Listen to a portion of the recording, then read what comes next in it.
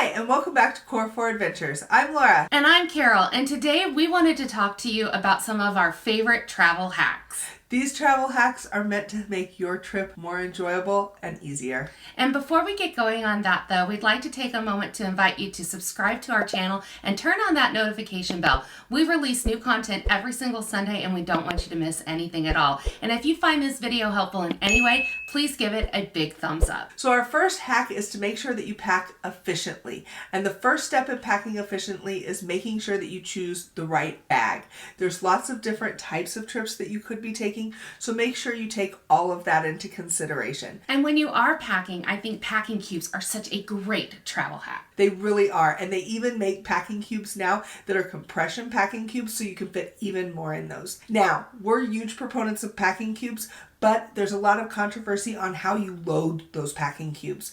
Do you roll your clothes? Do you not roll your clothes? It's my advice to try it both ways and see which saves you the most space. And when you are packing, think of multi-purpose items. Pack those clothing items that you can wear more than once or in different ways to create different outfits. It's going to make your luggage lighter. It's going to make it easier for you when you are out on your trip. And there's lots of multi-purpose items that you can use that aren't clothing. For example, the little clips that we take to use on the airplane to watch movies and stuff on our phones work great as little selfie sticks as well. So we definitely get a lot of good use out of those. So think multi-purpose when you are planning what to put in your suitcase. So speaking of that luggage, no one wants their luggage to get lost or not be able to find it on the airplane belt when you're waiting for it to come around. So there's lots of great hacks that you can do for that. Picking a brightly colored suitcase or luggage tag or even a ribbon attached to the suitcase so it differentiates yours from everyone else's is a really great idea. And a new travel hack that we started doing a couple years ago is putting an air tag in each of our luggage. So if it does actually get lost, you can help the airline find it and get it back to you more efficiently. Now the next travel hack has to do with your documents. Now you may be traveling with your passport, your photo ID, maybe you've got some medical information that you need to bring along with you.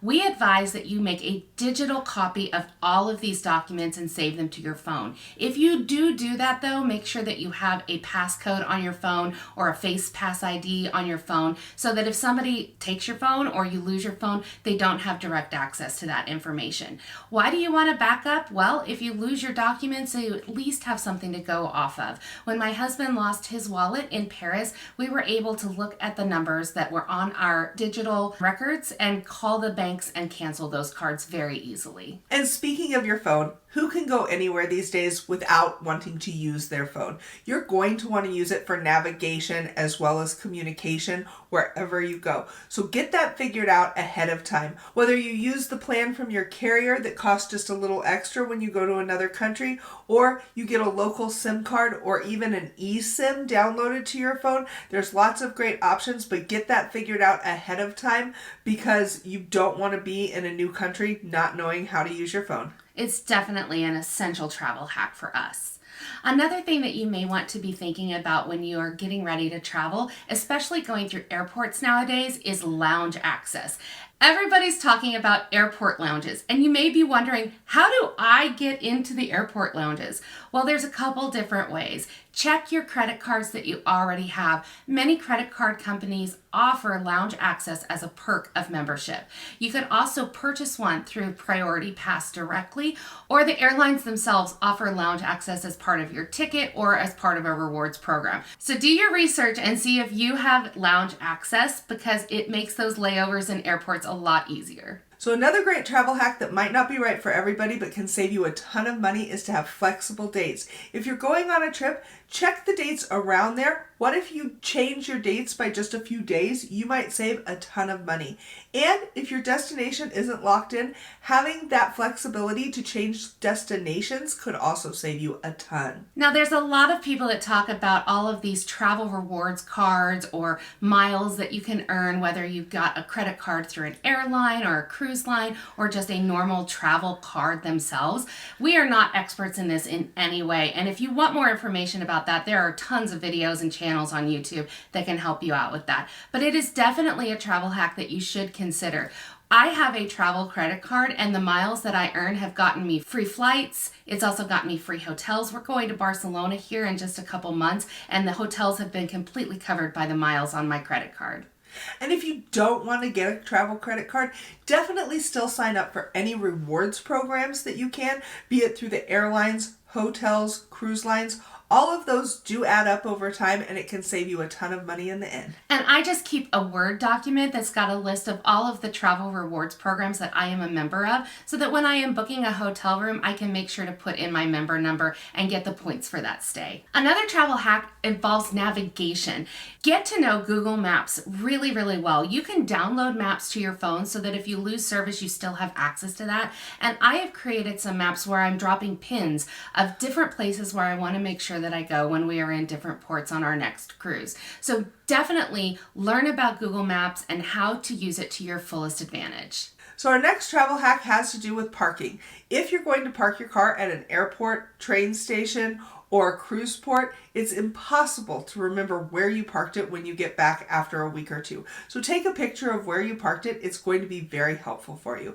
And speaking of cars, let's talk about rental cars. If you get a rental car, take a video of it before you leave that rental car place, so that if in the end they say that you've damaged it in some way, you have proof that that damage was there before you picked up that car. Another travel hack to consider is to make sure that you are taking care of your belongings, especially if you are going to a big time tourist destination, because that's where pickpockets and petty theft thrive. So you may want to consider a crossbody bag with good zippers, strong zippers, so that all of your stuff is secure. You may even consider some zipper locks. Those are really great to keep your zippers secure, because they will come and unzip your bag and grab your wallet out of it. Another thing is a fanny pack or a money belt. Those can be very handy as well. And be aware, if you are using your cell phone in a very crowded tourist destination, or especially if you've got your phone out on a metro or a subway, oftentimes people will run by, grab your phone, and run away before the doors close. And then once those doors close, your phone is gone for good. So just be aware, be vigilant. Don't be scared, but be hyper aware when you're out in those crowded tourist destinations. And speaking of your phone, don't forget to bring a good charger and extra battery packs. You're going to take a lot of pictures and video on your phone if you're like most tourists. So having something portable that you can keep charging your phone throughout the day is really handy. Especially because your phone's going to die at the end of the day when you're trying to navigate back to your hotel, and you don't want to get lost somewhere without that map and that access. One of my favorite travel hacks to share is if you are traveling to a foreign country, take some time to learn a few words in the language of the country that you're traveling to. I have used the Duolingo app for the last 4 years to learn French. It is something that I started learning when I was in high school and college, and I picked it up again. My husband and I do it together every single night. J'aime apprendre le français avec mon mari. It just makes things easier if you can say hello, goodbye, thank you, and also where is the bathroom. Some of these apps are free to download. I'm not really endorsing Duolingo, but I found it very easy to use. We are getting ready to go to Italy as well, and so we are trying to pick up a few Italian words before we go. And speaking of going to different cities, do your research before you get there. A lot of people don't like to have a plan, and that's perfectly fine if that's your style, but know what attractions and things are there so that you're not trying to do all of that research on the few days that you have in that city, because it's going to kill your time and you're not going to have a good time because you're not going to know what to do. And I do actually advise that you have a plan. I like to plan out my days when I am going on a trip so that I can take the most advantage of the time that I have off work, because that is limited. So I want to know especially the big things that I'm going to want to accomplish each day, and that builds out my plan. And it just makes things smoother and easier if I know what I'm going to be doing that day. And one thing about going to tourist destinations is there's a lot of restaurants that are kind of tourist traps. So doing a little research ahead of time of some good restaurants that have great reviews, and just even making yourself a list of those before you go, is really helpful. Well, that's going to wrap up all of our travel hacks for today. We hope that you found something useful in this video. And if you have a travel hack that you would like to share, please put it in the comments below. We'd love to hear what you find to be helpful when you are traveling. And again, I would just like to ask that you subscribe to our channel if you find our content at all helpful, and like the video if you got anything out of it. It really helps our channel. And if you'd like more travel tips, click on the playlist below because we've got an entire set list of videos that talk about travel tips that may be helpful for you. Thank you so much for spending time with us today. We will see you next time on Core 4 Adventures. Bye. Bye.